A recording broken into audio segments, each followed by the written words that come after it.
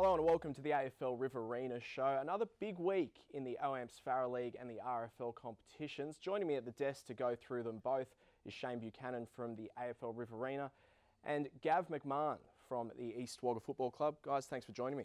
No worries, son. We'll start off with the Farah League. Temora, another shock loss on the weekend. They're up against the Northern Jets. Shane, what do you make of Temora at the moment? Oh, I think this just reflects the competition, Simon. It's an even competition. Look, they've come up against North Wagga, who are probably playing the pink day, all pumped up. That's probably their biggest event of the year, I suppose, through the home and away season. And North Wagga's got a good record against Temora. They beat him last year as well at the back end of the season. So, look, that's just the reflection of the competition. Temora will rebound pretty quick, I think. And in my opinion, I think they'll get over the Jets pretty easy, I think. Gav, do you think, your side, one of the sides that's beaten Temora, the Saints, the other side, is there a bit of a blueprint there now for how to get over the top of the Roos? Oh, I don't know if it's a blueprint. I think, if you're in Mark Kruger's shoes and you've won 2 premierships in a row, and hardly lost a game in 2 years, I think the motivation for the two clubs, be it North Wagga beating them or us when we got them, the motivations for both clubs are very different. We're up and about along with North Wagga, trying to improve every week, whereas they pretty much know they're going to be thereabouts at the end of the year and they're just biding their time. That second loss sees Mara, the outright competition leaders. They're up against the Rock this week. Do you think the Bombers going to continue doing what they've been doing, Shane? Oh, I think so. I mean, they've been a really good form team. There's no doubt about that. I mean, last week they didn't kick a lot of goals, and they have a heavy reliance on Graham Reid and Chaz McIntosh to kick a lot of their goals. Brad Turner was quiet last week, and he's the X factor in their team. I mean, he's a bloke who can stand on your head and take a screamer or kick a goal over his head from the boundary line, sort of thing. So they're a dangerous team.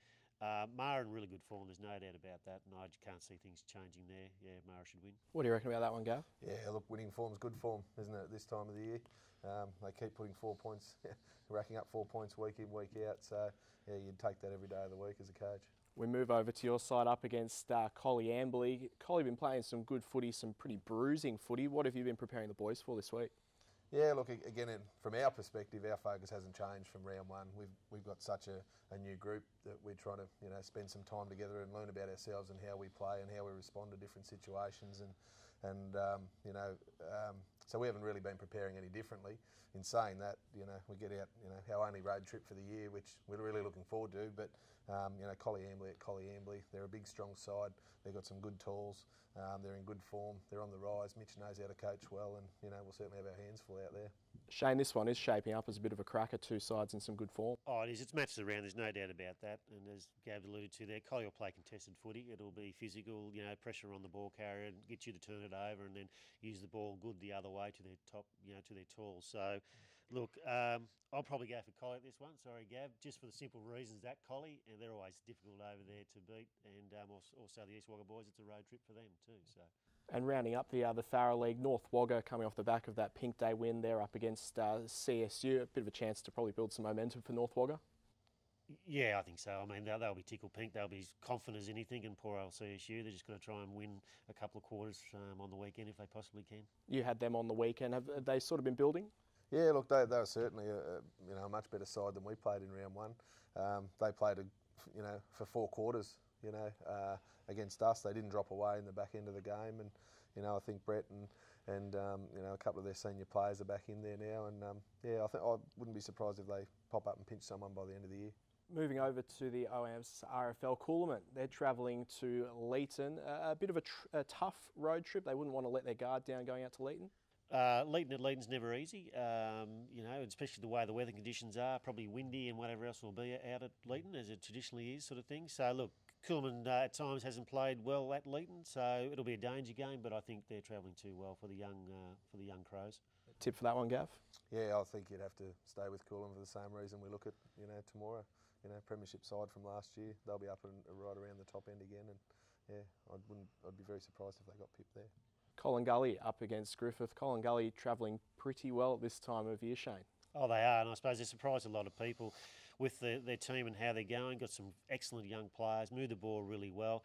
It's a pressure game for Griffith. I think Griffith have got to win this game if they want to play finals. It's as blunt as that. And I just think Colin Gully, Chris Gordon kicked 7 goals last week. I just think they've got too many quality players for Griffith at this stage. I guess if you're Griffith's coach, that's the sort of motivation that your side needs.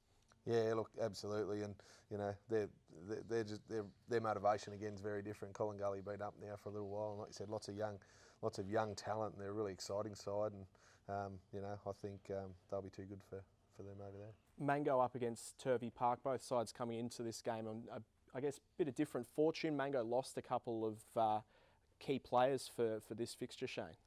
Yeah, injuries are part of the game though, Simon, and it's up to the club how you rebound from that. Everyone's going to go through patches through the season with that, so it's about how you handle that and get through that period. Look, Turvey, they were competitive against Coolman, and Turvey all year have been in games probably at the 3/4 time and let it drop. So I mean that's where they're at. They're just going to put 4 quarters together. But I think Mango's form's been probably too good. Turvey Park will put a contest in. Don't worry about that. But I think the Goannas probably have too much firepower for them. What do you reckon about that, Gav? Yeah, I think so. And you look for Mango players as well. You look at the depth in their reserve grade, although Turvey are right up there again this year. But I suppose you'd expect Mango to do it. But again, Turvey will get someone soon. Don't worry. And lastly, the Tigers up against Narrandera. Shane, what do you make of it? Oh, well, Tigers will be tickle pink, winning a game with a couple of seconds to go. Some young Lovell snaps a goal. They're critical for confidence and morale in the club.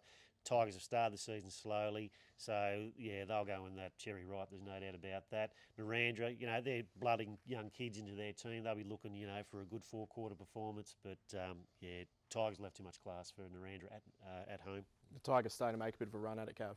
Yeah, they seem to. Obviously, I think their draw they started later than everybody else with a bye early, and Ravs has really got them sort of up and about, and enthusiasm builds a lot of confidence, and it's a wonderful thing in footy, and I think Tigers will take that into the Narrandera game and get over the line pretty easy.